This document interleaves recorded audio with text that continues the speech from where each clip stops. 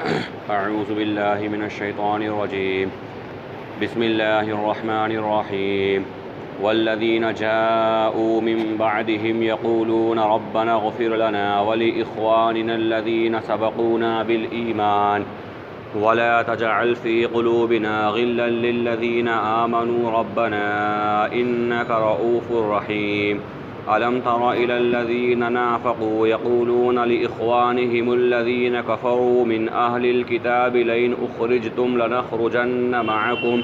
ولا نطيع فيكم أحدا أبدا وإن قوتلتم لننصرنكم والله يشهد إنهم لكاذبون لئن أخرجوا لا يخرجون معهم ولئن قوتلوا لا ينصرونهم ولئن نصروهم ليولن الأدبار ثم لا ينصرون لأنتم أشد رهبة في صدورهم من الله ذلك بأنهم قوم لا يفقهون لا يقاتلونكم جميعا إلا في قرى محصنة أو من وراء جدر بأسهم بينهم شديد تحسبهم جميعا وقلوبهم شتى ذلك بأنهم قوم لا يعقلون كمثل الذين من قبلهم قريبا ذاقوا وبال أمرهم ولهم عذاب أليم كمثل الشيطان إذ قال للإنسان كفر فلما كفر قال إني بريء منك إني أخاف الله رب العالمين فكان عاقبتهما أنهما في النار خالدين فيها وذلك جزاء الظالمين۔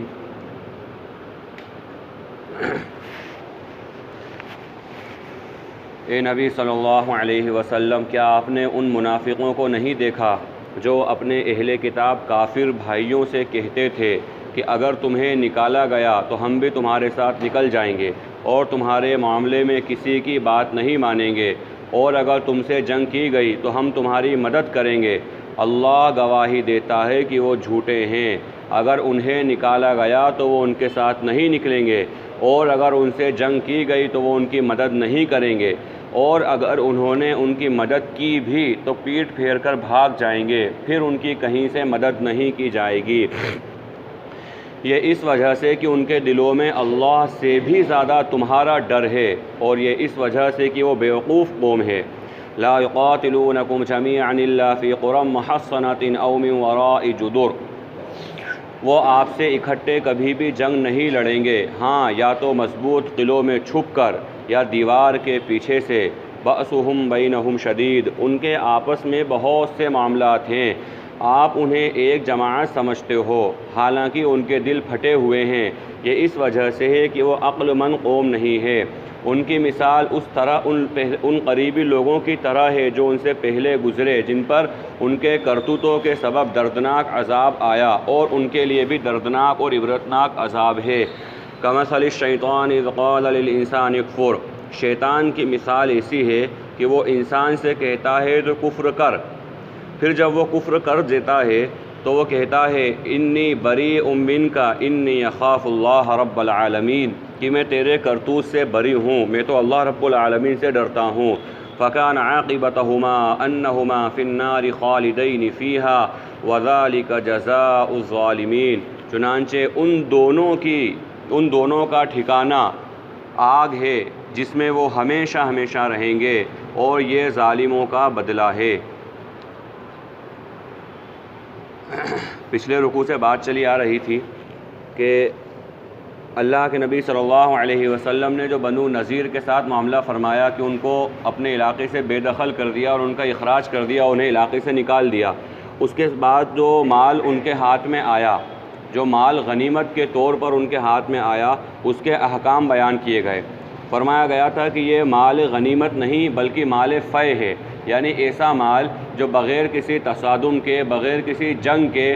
اور نہ گھوڑے اس پر دوڑانا پڑے، نہ اس پر اونٹ دوڑانا پڑے، اور نہ ہی تلواریں نیام سے باہر کرنا پڑی، یعنی ایسے آسانی کے ساتھ جو مال مل گیا ہے، اب یہ مال غنیمت کے طور پر مجاہدین کے درمیان تقسیم نہیں کیا جائے گا، بلکہ یہ مال پورا اللہ اور اس کے رسول صلی اللہ علیہ وسلم کا ہے، وہ جیسے چاہیں جس کو دیں، غریبوں کو، یتیموں کو، مسکینوں کو اور مسافروں کو، جو اوپر بات آئی تھی۔ اب یہاں پر اس کے بعد جو بات بیان کی گئی ہے وہ یہ ہے کہ اس سے پہلے وہ لوگ یعنی مہاجرین انصار، دو جماعت، دو گروہ، اللہ کے نبی صلی اللہ علیہ وسلم نے کھول کھول کر ان کی فضیلت کو بیان فرمایا. بہت ساری احادیث، بہت سارے آثار اور اللہ کے نبی صلی اللہ علیہ وسلم کی بہت ساری وضاحت مہاجرین اور انصار کے بارے میں آئی ہیں. مہاجرین یعنی وہ جو مکہ مکرمہ سے ہجرت کر کر مدینہ منورہ تشریف لے گئے، اور انصار وہ جنہوں نے ان مہاجروں کی خدمت کری، ان مہاجروں کو اپنے گھر پر روکا، اپنے گھر پر ٹھکانہ دیا، اپنے جان کے اندر، اپنے مال کے اندر، اپنے کاروبار کے اندر ان کو شریک کیا اور بہت زیادہ اخوت کا، بھائی چارے والا معاملہ ان کے ساتھ کیا. اب یہاں پر اس آیت کے اندر اللہ رب العالمین نے خاص طور پر انصار مدینہ کی صفت بیان کری. انصار مدینہ کی جو صفت تھی اس کو بیان کیا. کیا زبردست خوبی! حضرت مولانا علی میاں صاحب نور اللہ مرقدہ فرماتے ہیں کہ بہت سارے ایسے علاقے جہاں پر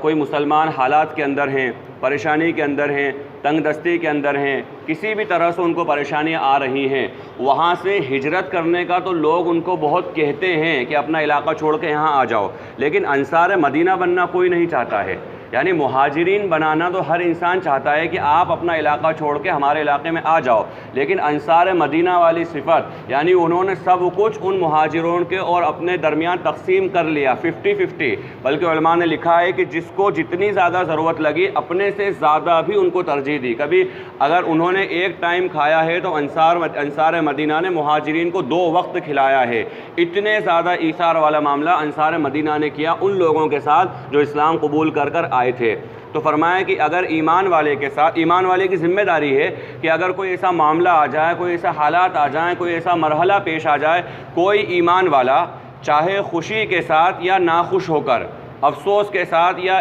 جو خوشی کے ساتھ، کسی بھی اعتبار سے اگر وہ ایمان والے کے پاس آتا ہے، ایمان والے کے علاقے میں آتا ہے، یا اگر ایمان والے کے پاس مدد کے لیے آتا ہے یا کسی حاجت کو لے کر آتا ہے، تو ایمان والے کو چاہیے کہ وہ انصار مدینہ والا کردار پیش کریں. کم از کم کچھ نہ کچھ تو اس کو اتنا عطا کر دیں کہ وہ انسان خوش ہو جائے. اور خاص طور پر یہاں پر جو معاملہ آتا ہے بالکل واضح بات ہے، یہ ان لوگوں کے ساتھ آتا ہے جو اسلام قبول کر آتے ہیں. یہ معاملہ ان کے ساتھ بہت آتا ہے. اگر کوئی شخص اسلام قبول کر آیا تو ظاہر سی بات ہے کہ وہ ہر طرح کے حالات میں اب وہ دنیا کے اندر ایسا ہو گیا ہے کہ اس کا کوئی بھی نہیں ہے، بظاہر کوئی بھی اس کا نظر نہیں آتا ہے سوائے اللہ کے، اللہ کے علاوہ اس کا کوئی بھی نظر نہیں آتا ہے. تو ایسے وقت میں ایمان والے کی ذمہ داری ہے کہ جتنی اللہ نے اس کو صلاحیت دی ہے، جتنی اللہ نے اس کو توفیق دی ہے، اس اعتبار سے وہ اس کی خیر عافیت لے، اس اعتبار سے اس پر خرچہ کرے، اس اعتبار سے اس کے باز پرس کرے کہ یہ ہمارے علاقے میں یا ہمارے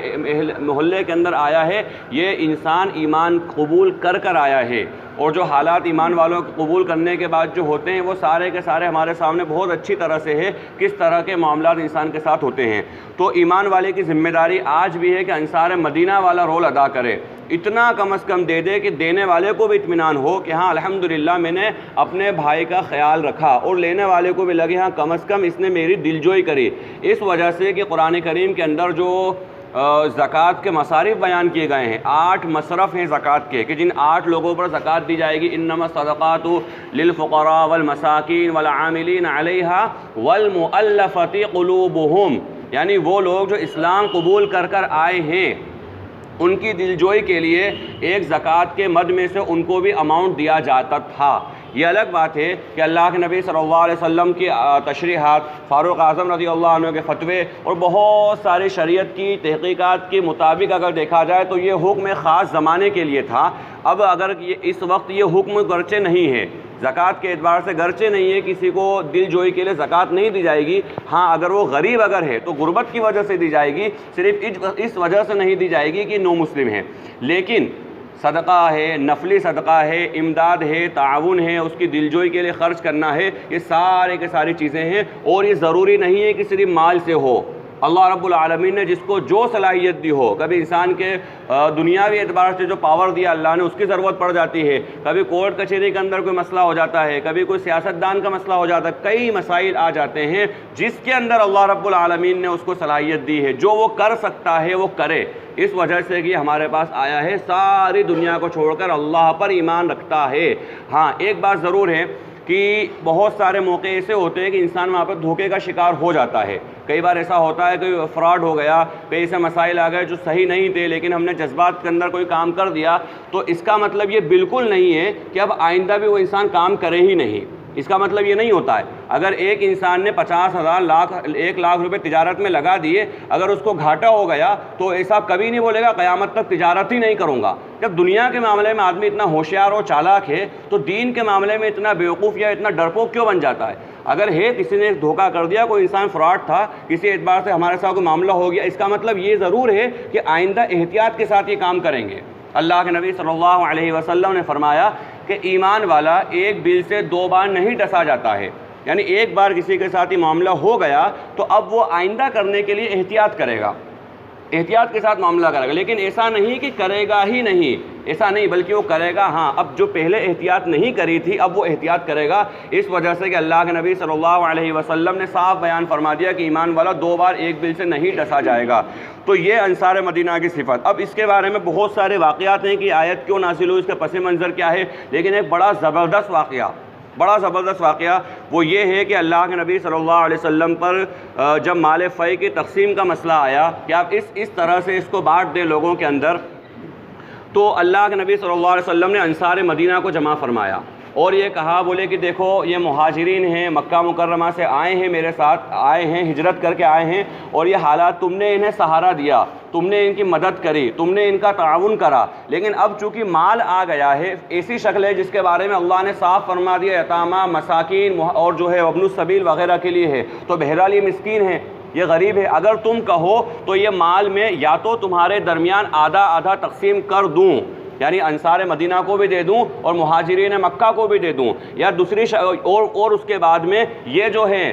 تمہارے ساتھ جس طرح سے رہ رہے ہیں بدستور, یہ ابھی بھی تمہارے ساتھ رہیں, تمہارے گھروں کے اندر, تمہاری تجارت کے اندر شریک رہیں, یا پھر دوسرا کام یہ کروں کہ میں یہ مال جو ہے انصار مہاجرین کو جو ہے پورا کے پورا دے دوں, آپس میں تقسیم نہیں کروں بلکہ مہاجرین کو پورا دے دوں. تو مال چونکہ زیادہ ہے تو اس سے رہائش کا انتظام بھی ہو سکتا ہے, اس سے تجارت کا انتظام بھی ہو سکتا ہے, پھر اس کے بعد یہ تمہارے گھروں کو چھوڑ دیں گے, اس کے بعد یہ اپنا ٹھکانہ بنا لیں گے. انصار مدینہ کا جو جواب تھا بڑا زبردست جواب, اور ہر ایمان والے کو نقش کل حجر کر لینا چاہیے کہ اتنا زبردست جواب دیا. کہا اللہ کے نبی صلی اللہ علیہ وسلم یہ سارا مال اور ساری جائیداد جو ہے مہاجرین مکہ کو دے دی جائے, پورا کے پورا مہاجرین کو دے دیا جائے, اور اس کے بعد بھی بدستور جیسے وہ پہلے ہمارے ساتھ رہ رہے تھے اسی طرح ہمارے ساتھ رہیں, یعنی ہم ان کے سارے خرچے اٹھانے کو تیار ہیں, آپ سارا مال بھی ان کو دے دیں اور اس کے ساتھ سارے خرچے بھی اٹھانے کے لیے ہم تیار ہیں. تو اس کے اوپر یہ آیت کریمہ نازل ہوئی کہ وہ لوگ, ان کے دلوں میں ذرا سا بھی خواہش نہیں ہے اس چیز کی جو ان کو دی گئی, یعنی مہاجرین کو دی گئی, ذرا سی بھی خواہش ان کے دل میں نہیں ہے کہ یہ ہمیں بھی مل جاتا. حالانکہ وہ خود بھی ضرورت مند تھے, ایسا نہیں کہ بہت زیادہ مالدار تھے, بہت زیادہ ان کے پاس زمین جائیداد جاگیردار تھے, نہیں, بلکہ وہ بھی ضرورت مند تھے. اس کے بعد بھی انہوں نے اپنے بھائی کو, ایمان والے بھائی کو اپنے اوپر ترجیح دی. تو فرمایا کہ وہ لوگ جو پہلے سے ایمان کے ساتھ اپنے گھروں میں ٹھہرے ہوئے تھے, اور ان کے دل من قبل یحبون من ہاجر الیہم, اور وہ محبت کرتے ہیں ان لوگوں سے جو ان کے جانب ہجرت کر کر آئے ہیں, ولا یجدون فی صدورہم حاجہ, اور وہ ان کو جو کچھ بھی عطا مما اوتو, ان کو جو کچھ بھی عطا کیا گیا ہے اپنے دل میں اس کی ذرہ برابر بھی حاجت نہیں رکھتے. ایسا نہیں کہ صرف جو ہے ملاحظے کے اندر یہ بات کہہ دی ہو یا اللہ کے نبی صلی اللہ علیہ وسلم کے ادب اور احترام میں بات کہہ دی ہو, نہیں, بلکہ دل کے اندر بھی وہ اس بات کی حاجت نہیں رکھتے تھے کہ ہم کو بھی یہ دیا جائے, نہیں, بلکہ اللہ کے نبی صلی اللہ علیہ وسلم نے مہاجرین کو دے دیا تو ہم اس بات پر راضی ہیں, سمعنا واطعنا, ہم نے یہ بات مان لی, سن لی اور اطاعت کر لی. ہمارے دل میں ذرہ برابر بھی یہ نہیں ہے کہ کاش کہ ہمیں بھی دے دیا جاتا, دل کے اندر بھی ان کی بات نہیں. حالانکہ وَيُؤْثِرُونَ عَلَىٰ أَنفُسِهِمْ وَلَوْ كَانَ بِهِمْ خَصَاصَةٌ, حالانکہ وہ خود بھی حاجت مند تھے, وہ خود بھی محتاج تھے, لیکن اس کے بعد بھی انہوں نے اپنے دلوں میں کچھ بھی اس کے لیے محسوس نہیں کیا اور اپنے آپ پر ان کو ترجیح دے دی. وَمَنْ يُوقَ شُحَّ نَفْسِهِ فَأُولَٰئِكَ هُمُ الْمُفْلِحُونَ, اور جس شخص نے اپنے نفس کو بخل سے بچا لیا تو وہ کامیاب ہے. یہاں پر بخل کنجوسی کے معنی بالکل عام بات ہے. کنجوسی بہت بری چیز ہے. اللہ کے نبی صلی اللہ علیہ وسلم کی مسنون دعاؤں میں سے ایک دعا یہ بھی ہے کہ اللہم انی اعوذ بک من البخل, اے اللہ میں کنجوسی سے تیری پناہ چاہتا ہوں۔ کنجوس آدمی جو ہے جب 99 کے پھیر میں پڑتا ہے تو وہ جائز ناجائز سارے خرچے روک لیتا ہے۔ بھئی ناجائز روک لیا تو بہت اچھی بات ہے، حتیٰ کہ جائز خرچے بھی روک لیتا ہے، جو کرنے کے ہیں حتیٰ کہ ثواب والے خرچے بھی انسان روک لیتا ہے۔ بہت سارے ایسے لوگ ہیں، اللہ ہم سب کی حفاظت فرمائے، جن پر حج فرض ہو گیا ہے لیکن پہلے مکان بنا لیں پھر حج پر جائیں گے، پہلے مکان بنا لیں پھر حج پر جائیں گے، یا پہلے بیٹی کی شادی کر دیں پھر حج پر جائیں گے۔ اگر بیٹی جوان ہے اور اگر اس کا کوئی ولی موجود ہے، یعنی بڑا بھائی موجود ہے، یا اگر جو ہے چچا موجود ہیں، یا دادا یا ماموں وغیرہ اس کے محرم موجود ہیں، تو ان کے سپرد کر کے بیٹی کو حج پر جا سکتے ہیں، یہ شرعی مسئلہ ہے۔ لیکن چونکہ یہاں پہ فضول خرچی بھی کرنا ہے، جو 3-4 لاکھ روپے لگنا ہے اس کے اندر حج کے اندر، وہ سارا تو بیٹی کی شادی میں خرچ کرنا ہے، فضول خرچی کرنا ہے، رسم و رواج کرنا ہے، لوگوں کو دکھانا ہے، نام و نمود کرنا ہے، جو اللہ نے مال دیا ہے اس پر تفاخر کرنا، اس پر اترانا ہے، یہ ساری چیزیں ہوتی ہیں۔ اس وجہ سے آدمی فرض کو پیچھے ڈال دیتا ہے۔ علماء فرماتے ہیں کہ یہ بھی بخل اور کنجوسی ہے۔ ایسا نہیں کہ انسان خرچ تو کر رہا ہے، چلو نہیں، غلط جگہ پر خرچ کر رہا ہے، کیوں؟ جائز جگہ کو چھوڑ کر، بلکہ یہ فرض ہے۔ یہاں پر انسان کے لیے حج کرنا فرض ہو گیا، لیکن اس کے بعد سوچ رہا ہے پہلے اچھا مکان عالیشان بنا لوں، اچھی شادی کر لوں، تو ایسے اچھے کے چکر میں اللہ حفاظت فرما کئی سارے ایسے لوگ دنیا سے چلے گئے ہیں اور جانے کے در پر ہیں، جن پر حج فرض تھا لیکن اس کے بعد بھی نہیں کرا۔ اسی لیے اس کی تفصیلات علماء نے بیان فرمائے کہ یہ وَمَن یُوقَ شُحَّ نَفْسِهِ سے کیا مراد ہے، کون لوگ ہیں اور کون سی صفات ہونا چاہیے۔ تو سب سے پہلے تو وہ بخل کرنا اور وہ کنجوسی کرنا جو جائز مطلب فرض اور واجب چیزوں میں ہے، مثال کے طور پر زکوٰۃ ہے، اسی طرح کے حج فرض ہے، تو یہاں پر تو بخل اور کنجوسی کرنا حرام ہے، یہ کبیرہ گناہ ہے۔ اگر یہاں پر انسان نے کنجوسی کر لی، حج کے پیسے بچا لیے، بینک میں ڈال دیے، کنجوسی کر لی، تو یہ تو حرام ہے، کیونکہ یہ ایسی چیز تھی جو فرض تھی۔ اسی طریقے سے اگر گھر والوں کا نان نفقہ ہے، اگر اس کے بوڑھے والدین کی ذمہ داری اس کے اوپر ہے، یا بیوی بچے ان کا نان نفقہ ہے، اگر اس میں اس نے کنجوسی کر لی، ان کی ضروریات کو پوری نہیں کر رہا ہے، تو یہ بھی ناجائز ہے۔ اس کے علاوہ جو امور مستحبات ہیں، یعنی اسی جگہ پر جہاں پہ خرچ کرنا مستحب ہے، پسندیدہ عمل ہے، کرنا چاہیے، وہاں پر بھی اگر انسان خرچ نہیں کر رہا ہے اور بخل کر رہا ہے تو وہ بخل کرنا مکروہ تحریمی ہے، مکروہ تنزیہی نہیں بلکہ مکروہ تحریمی، یعنی وہ حرام کے قریب ہے۔ یعنی ایسی جگہ پر جہاں پہ خرچ کرنا پسندیدہ عمل ہے، ضروری ہے، مستحب ہے، اگر اس جگہ بھی انسان بخل کر رہا ہے تو وہ حرام کے قریب پہنچ جائے گا، اتنا بڑا ہے۔ اور لیکن عام چیزیں ہیں، ٹھیک ہے، اگر کوئی مثال کے طور پہ گھر کے کوئی بچے نے چیز مانگ لی، انسان نے نہیں دی، تو یہ چیز کا کھلا دینا کوئی فرض اور واجب نہیں ہے۔ روٹی کا کھلانا، پیٹ بھرانا، یہ تو اس کے ذمہ فرض اور واجب ہے۔ چیز کھلا دی اس نے، اس کے اعتبار سے اگر نہیں بھی کھلا رہا ہے تو کوئی مسئلہ نہیں ہے۔ تو یہاں پر اگر وہ خرچ روک لیتا ہے اگر، تو یہ کنجوسی کے اندر اور بخل کے اندر نہیں آئے گا۔ فرمایا وَمَن يُوقَ شُحَّ نَفْسِهِ فَأُولَٰئِكَ هُمُ الْمُفْلِحُونَ، اور جس شخص نے اپنے نفس کو بخل سے بچا لیا تو وہ کامیاب ہے۔ وَالَّذِينَ جَاءُوا مِن بَعْدِهِمْ يَقُولُونَ رَبَّنَا اغْفِرْ لَنَا، اور وہ لوگ جو ان کے بعد آئے، یعنی انصار اور مہاجرین کے اندر سے ہی ان کے بعد، یعنی صحابہ کرام ہی، اور اس کے بعد میں قیامت تک کے آنے والے تمام انسان جو یہ بات کہتے ہیں ربنا اغفر لنا، اے ہمارے رب ہماری مغفرت فرما دیجئے، وَلِإِخْوَانِنَا الَّذِينَ سَبَقُونَا بِالْإِيمَانِ، اور ہمارے ان بھائیوں کی بھی مغفرت فرما دیجئے جو ہم سے ایمان میں سبقت لے گئے، جو ہم سے ایمان میں آگے چلے گئے۔ اب یہاں پر ایک بات ہے، بڑی سخت بات ہے، وہ یہ ہے کہ اصل میں امت کے اندر اتحاد ہونا، یعنی امت جو ایک پلیٹ فارم پر آ جائے، یہ بہت پسندیدہ چیز ہے اور یہ ہونا چاہیے، اس کی دعوت بھی دینا چاہیے، اس کی محنت بھی کرنا چاہیے۔ قرآن کریم میں اللہ رب العالمین نے بہت خطرناک وعید بیان فرمایا ان لوگوں کے لیے جنہوں نے دین کو ٹکڑے ٹکڑے کر لیا۔ ان الذین فرقوا دینہم وکانوا شیعا، جنہوں نے دین کے ٹکڑے ٹکڑے اور جماعت بنا لیے، تنظیمیں بنا لی، امت کی یونٹی جو تھی اس کو ختم کر دیا، امت کی وحدت کو پارا پارا کر دیا۔ یہ لوگ اللہ کے نزدیک مبغوض ہیں، یعنی اللہ کا ان پر غضب، اللہ کا ان پر غصہ ہے۔ لہٰذا یہ بات تو بالکل یقینی ہے کہ امت میں اتحاد کی کوشش ہونا چاہیے۔ جتنی زیادہ امت میں اختلافات کی اور جو ہے جھگڑے فساد کی محنت ہو رہی ہے، اتنے ہی تیزی کے ساتھ میں امت میں اتحاد کی کوشش بھی ہونا چاہیے، لیکن یہ اتحاد ہوگا اللہ کی رسی پر، اور اللہ کے وَاعْتَصِمُوا بِحَبْلِ اللَّهِ جَمِيعًا وَلَا تَفَرَّقُوا، تو تفرقوا بعد میں آ رہا ہے، اللہ کی رسی کو چھوڑنے پر ہے۔ وَاعْتَصِمُوا بِحَبْلِ اللَّهِ، اللہ کی رسی کو مضبوطی سے پکڑ لو۔ جس شخص نے اللہ کی رسی کو مضبوطی سے نہیں پکڑا اس سے اتحاد نہیں ہوگا۔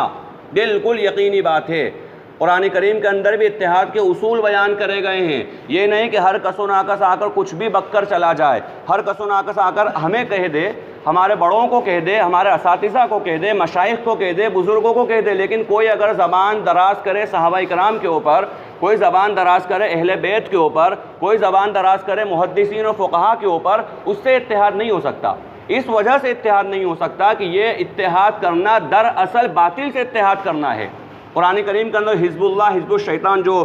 2-3 رکوع پہلے بات آئی، میں تفصیل سے بات آ گئی تھی کہ 2 ہی گروہ ہیں، 2 ہی جماعتیں، تیسرا جماعت نہیں، یا تو اللہ کا گروہ ہوگا یا شیطان کا گروہ ہوگا۔ وہ شخص یا وہ جماعت یا وہ تنظیم جو صحابہ کرام کی مسلم شخصیات کو اگر زبان درازی کرے گی، یا وہ لوگ جو صحابہ کرام کی عظمت کے قائل نہیں ہیں، یا وہ لوگ جو صحابہ کرام کو اپنا بڑا، اپنا مقتدی، اپنا پیشوا، اپنا مربی اور رہنما نہیں مانیں گے، ان سے اتحاد نہیں ہو سکتا، کسی حال میں ان سے اتحاد نہیں ہو سکتا۔ اتحاد اس بنیاد پر ہوگا کہ حنفی شافعی جھگڑے، اس کو ایڈجسٹ کر لو، کوئی بڑا مسئلہ نہیں ہے، دیوبندی بریلوی مسئلے ہیں، ان کو ایڈجسٹ کر لو، کوئی بڑا مسئلہ نہیں ہے، کہیں نظریات کی مسئلہ ہے، کہیں سوچ کا مسئلہ ہے، کہیں کسی کی فکر کا مسئلہ ہے، حنفی سلفی جھگڑے ہیں، ان کو ایڈجسٹ کر لو۔ یہ اس وجہ سے ہو جائے گا کہ سارے کے سارے لوگ صحابہ کرام کی عظمت کے قائل ہیں۔ جو صحابہ کرام کو بڑا مانے گا، چاہے وہ کسی بھی جماعت کا، کسی بھی مسلک کا، کسی بھی تنظیم کا، کسی بھی ادارے کا ہے، وہ ہمارے سر کا تاج ہے، چاہے اس سے ہمارے نظریات ملیں یا نہ ملیں، اس سے ہمارے اعتقاد ملیں یا، لیکن جو صحابہ کرام کے بارے میں بد زبان ہوگا، جو صحابہ کرام کے بارے میں برا کہے گا، اس سے اتحاد نہیں ہو سکتا۔ اور یہ اتحاد کے دعوے کرنا صرف جھوٹ ہے۔ جو اصحاب محمد صلی اللہ علیہ وسلم کا نہیں ہو رہا ہے، وہ ہمارا کیا ہوگا؟ جو اللہ کے نبی صلی اللہ علیہ وسلم کے تربیت یافتہ صحابہ کے بارے میں کہہ رہا، فلاں تو فتح مکہ کے بعد ایمان لے کر آئے، فلاں کے اندر تو نعوذ باللہ ثم نعوذ باللہ نفاق تھا، فلاں تو منافق ہو گئے تھے، فلاں نے یہ کام کرا۔ ہم سوچیں اتحاد کی رٹ لگائیں تو اتحاد کا چورن بیچنا کم کرنا پڑے گا، اس وجہ سے کہ صحابہ کرام کی شخصیات سب سے زیادہ مسلم ہیں۔ علماء نے لکھا ہے کہ ان کے بارے میں جرح کرنا، ان کے بارے میں بحث و مباحثہ کرنا بھی حرام ہے۔ اسی لیے کئی مرتبہ بات آئی ہے، جو محدثین نے اسماء الرجال کا فن مرتب کرا ہے، کہ اس فن کے اندر ہم دیکھیں گے کہ کون کون سے راویان حدیث آئے ہیں، کن کن لوگوں نے روایت بیان کری ہے، ان کو دیکھیں گے، ان کو پرکھیں گے، پھر ہم فیصلہ دیں گے کہ یہ ثقہ ہے یا غیر ثقہ۔ اور ایسا زبردست فیصلہ دیا ہے، حضرت مولانا علی میاں صاحب نور اللہ مرقدہ بیان فرمایا کرتے تھے اسماء الرجال کے تعلق سے، کہ اللہ رب العالمین نے جو بیان فرمایا کہ ایک گروہ ایسا ہے جو اللہ کے معاملے میں کسی ملامت کرنے والے کی ملامت کی پرواہ نہیں کرتا، میری نظر میں محدثین کا گروہ ہے، محدثین کی جماعت ہے۔ کسی ملامت، کہا میرا باپ تو ہے لیکن جھوٹا ہے، اس سے حدیث مت لینا، یہ میرا بیٹا تو ہے لیکن جھوٹا ہے، اس سے حدیث مت لینا، اس کا فلاں مجھ سے تعلق ہے لیکن جھوٹ بولتا ہے، کذاب ہے، جھوٹا ہے، اس سے حدیث مت لینا۔ یعنی محدثین نے بالکل دو ٹوک انداز میں بغیر کسی ملامت کرنے والے کی ملامت کے بتا دیا کہ فلاں جھوٹا ہے، فلاں کذاب ہے، فلاں مفتری ہے، فلاں بدعتی ہے، فلاں کے اندر شرک کا، ان سے حدیث مت لینا۔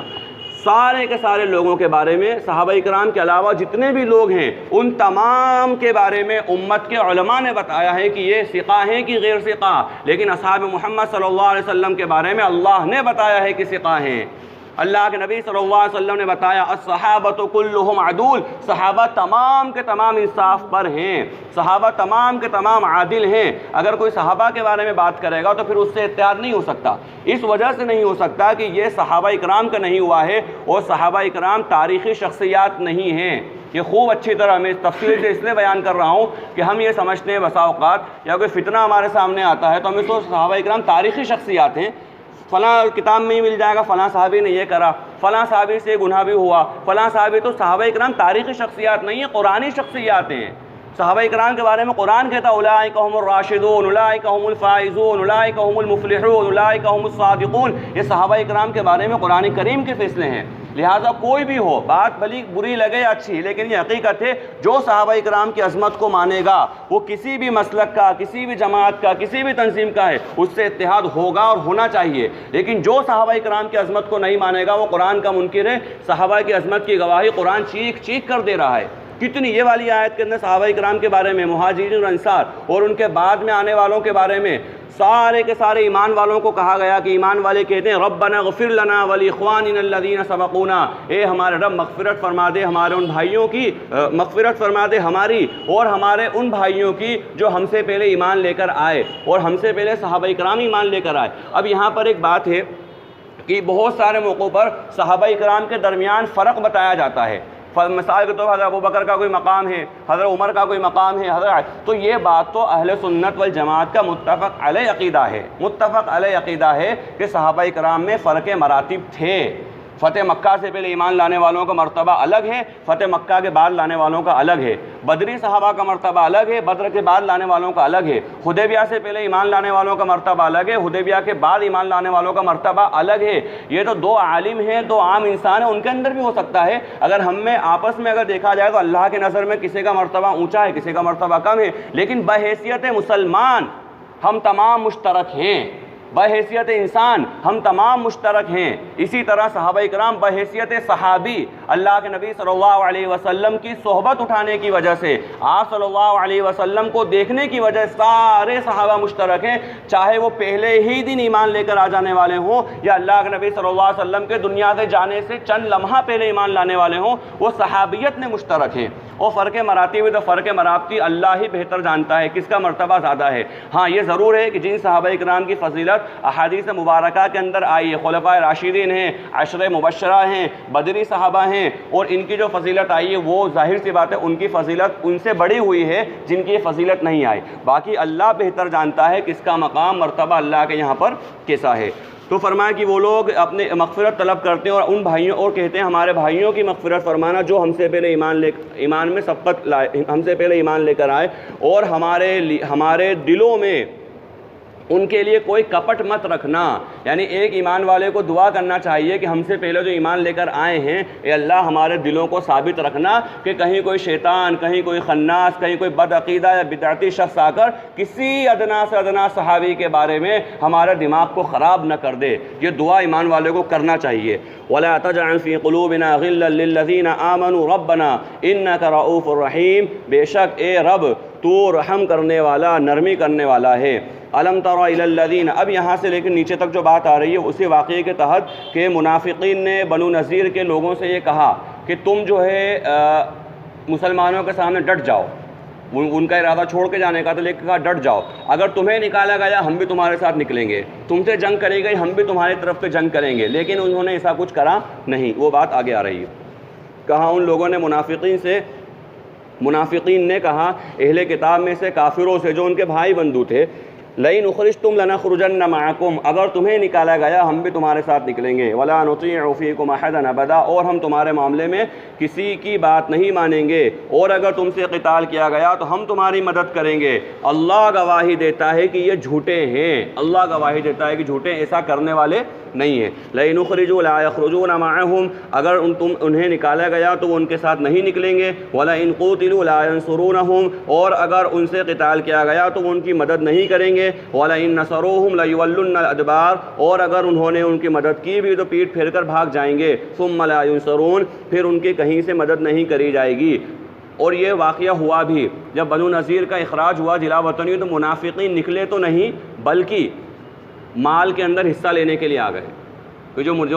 بنو نذیر کے جو لوگ نکلے ہیں جن کو نکالا گیا، اللہ کے نبی ہم کو اس میں سے حصہ دو. کیونکہ جب بات آ رہی تھی کہا مال فے ہے اس میں حصہ نہیں دیا جائے گا، یہ تو مال غنیمت نہیں ہے، تو اور زیادہ بگڑ گئے، اور زیادہ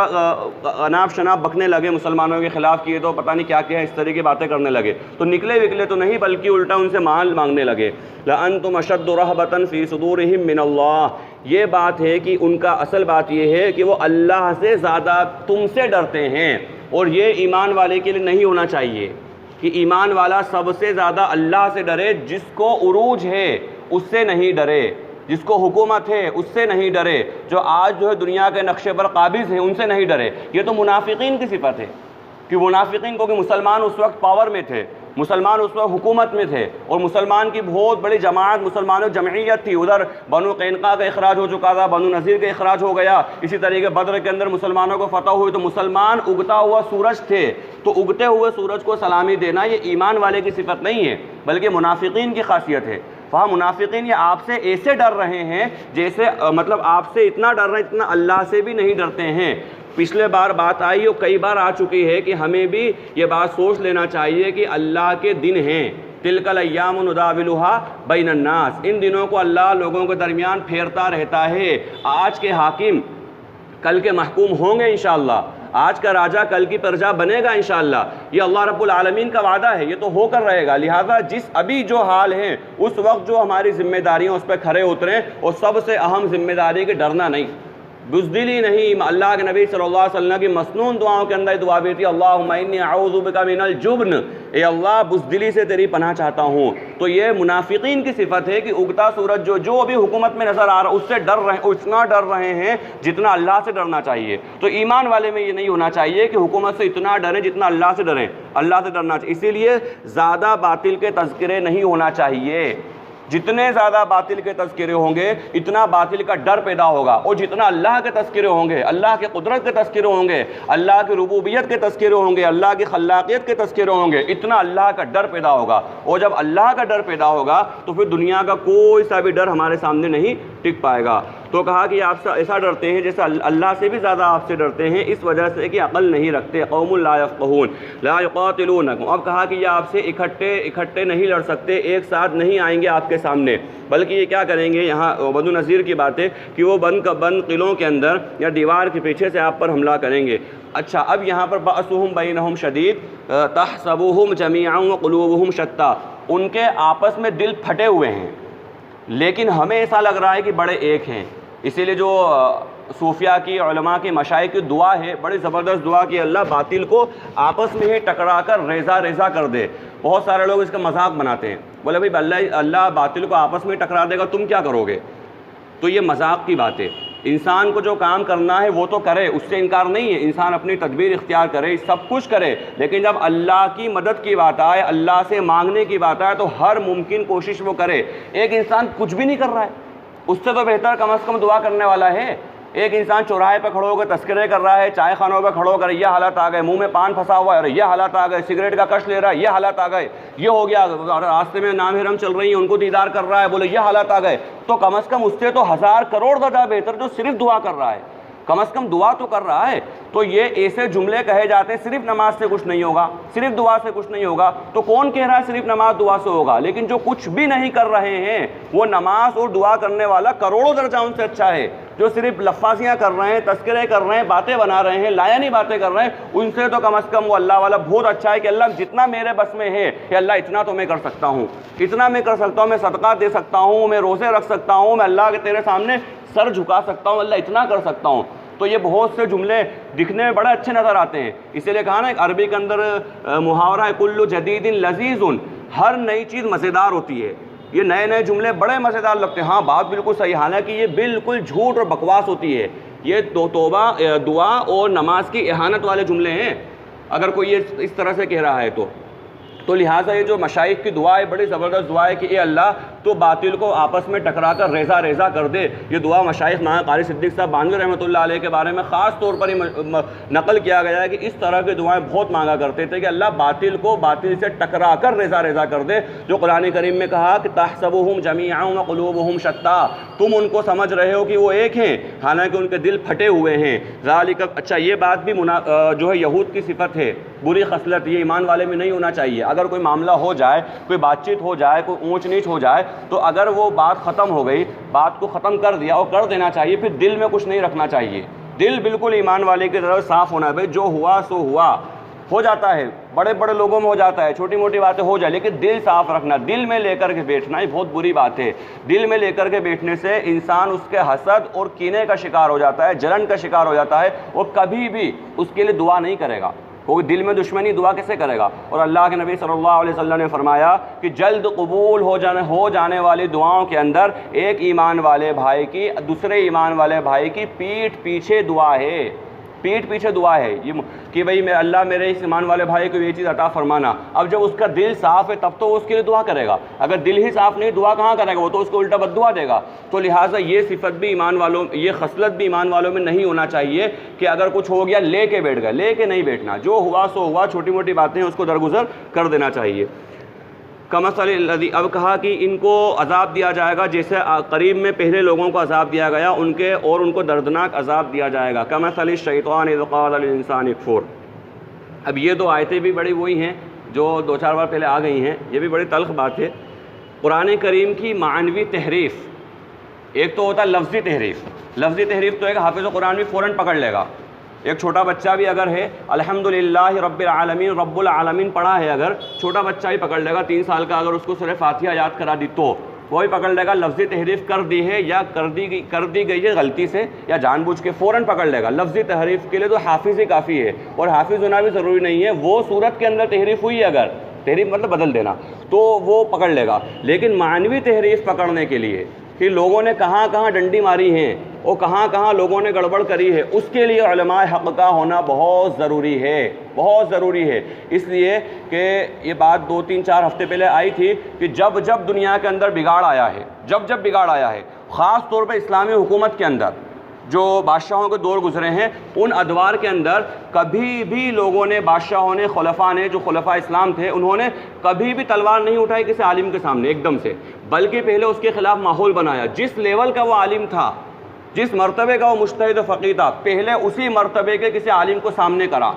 پہلے اسی مقام اور مرتبے کے عالم کو سامنے کرا اور کہا یہ اتنے بڑے مجتہد اگر یہ بات کہہ رہے ہیں تو بھئی یہ بھی تو اتنے بڑے مجتہد ہیں، یہ بات کہہ رہے ہیں۔ اور وہ عالم نے ڈنڈی ماری ہے قرآن کی معنوی تحریف کے اندر، جن کے بارے میں کہا کہ بدترین، اللہ کی بدترین مخلوق روئے زمین پر برے علماء سو اللہ کی بدترین مخلوق ہیں اس زمین کے اوپر، اور بہت خطرناک وعید ہے ان علماء کے بارے میں جو بدترین ہیں، برے علماء ہیں۔ تو چاہے کسی بھی بڑے عالم کی تاریخ اٹھا کر دیکھ لو، کئی علماء جن کے جنازے جیل سے نکلے، کئی علماء جن کو سرعام کوڑے مارے گئے، کئی علماء جن کو جو ہے بے عزتی کر کے ان کو شہر میں گھمایا گیا، کئی علماء جن کو قتل کر دیا گیا، تاریخ بھری پڑی ہے۔ لیکن ان تمام کے پیچھے جس عالم کے ساتھ یہ کرا گیا ہے، اسی کے برابر کوئی پرسنالٹی کو سامنے لایا گیا ہے، تاکہ امت کا اعتماد پیدا ہو جائے کہ ہم یہ کام نہیں کر رہے ہیں، بلکہ فلاں عالم صاحب نے کہا ہے، فلاں مفتی صاحب نے یہ کہا ہے، فلاں مجتہد یا فلاں فقیہ نے یہ بات کہی ہے۔ تو قرآن کریم کی معنوی تحریف کو وہی پکڑے گا جو ماہر فن ہوگا، جس کو تفسیر کی پوری جانکاری ہوگی، پوری رعایت رکھے گا، عام انسان نہیں پکڑ سکتا۔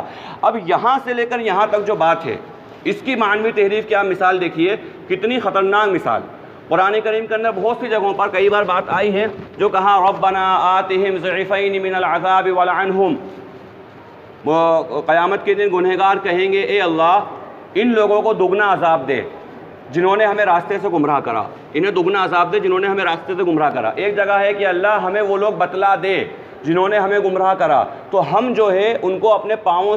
پاؤں میں روندیں گے، مسلیں گے اپنے پاؤں کے اندر۔ ایک جگہ انا اطعنا سادتنا وکبراءنا فاضلونا السبیل ربنا آتہم ضعفین من العذاب، اے ہمارے رب، ہمارے بڑوں نے، ہمارے سرداروں نے، ہمارے پیشواؤں نے، ہمارے رہنماؤں نے ہمیں گمراہ کر دیا، راستے سے بھٹکا دیا، اے اللہ تو ہمیں ان کو دگنا عذاب دے۔ یہ تمام کے تمام آیات ان لوگوں کے بارے میں آئی تھی جو مشرکین کے بڑے تھے یا یہود و نصارہ میں سے بڑے تھے، جنہوں نے اللہ کے نبی صلی اللہ علیہ وسلم کی